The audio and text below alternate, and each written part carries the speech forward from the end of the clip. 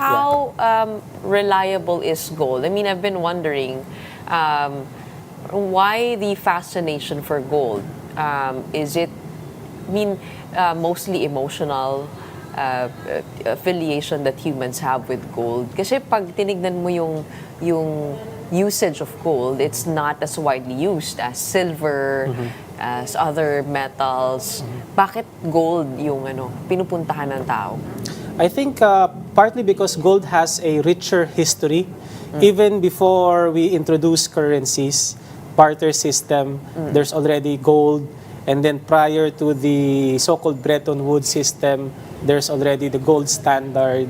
So we have this long history of depending on gold as a store of value, and even before as a medium of exchange and unit of account in some cases. And therefore, it has been tested historically to be a reliable commodity and also as an investment asset. And talking about that reliability, what's the history of gold when it comes to the downturns and rise of its price? Nagkaroon na ba ng gold crash in history? I mean, there's a gold rush, and Yes. have crashes also occurred?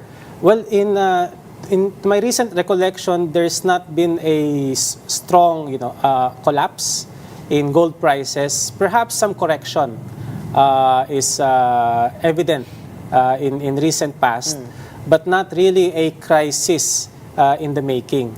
So I haven't heard of gold sparking a financial or economic crisis because its price collapsed.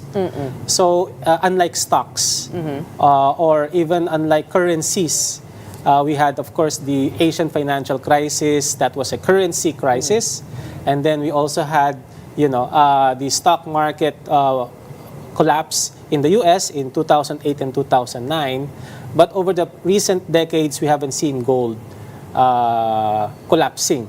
And as a result, during times of heightened economic uncertainty, and when you have a so-called stagflation, when there is slower economic growth but high inflation, which we saw back in the 1970s, that's when investors flock more into gold because it's also a hedge against high inflation. Yes. Where your money's value is less Yes. than what it was before. Yes.